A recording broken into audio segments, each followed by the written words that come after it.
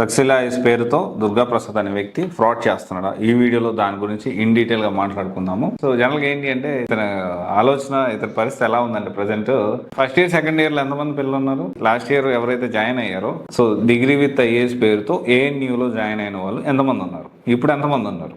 So నాకు తెలిసినంత వరకు చాలా మంది డ్రాప్ అయ్యారు నేను విన్నాను. ఫస్ట్ ఇయర్ జాయిన్ అయ్యి సెకండ్ ఇయర్ డ్రాప్ అయితే వేరే దగ్గర జాయిన్ అవ్వడానికి అవకాశం ఉంటుందా?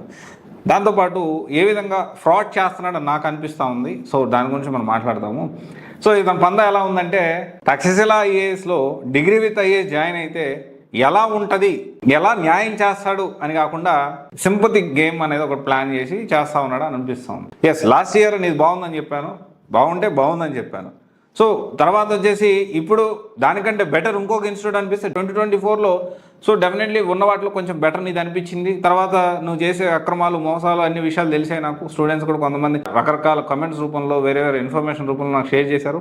నాకు కరెక్ట్ కాదనిపించింది, నీకంటే బెటర్గా ఇంకొక ఇన్స్టిట్యూట్ ఉందనిపించింది. బాగుందని జనాలకు ఎట్లా చెప్తున్నాను, బాగలేదని కూడా చెప్తా. మీరు మొత్తం హిస్టరీ నాకు చూడొచ్చు. మన ఈ CYC అఫీషియల్ ఛానల్లోనే ఒక టైంలో వాళ్ళు చేసే మంచి ఏదైతే ఉందో దాన్ని మంచిదైతే అంటే బాగా చేస్తుంటే బాగా చేశారని చెప్పాను, బాగా చేయలేకపోతే కూడా విమర్శించాను నేను. అలాగే మీది కూడా బాగుంటే బాగుందని చెప్పిన రోజులు ఉన్నాయి. ఆ తర్వాత నువ్వు ఫ్రాడ్ చేస్తున్నావు నాకు అనిపించింది, నా ఒపీనియన్ ప్రకారం. అంటే దానికి సంబంధించి నేను క్వశ్చన్స్ రైజ్ చేశాను.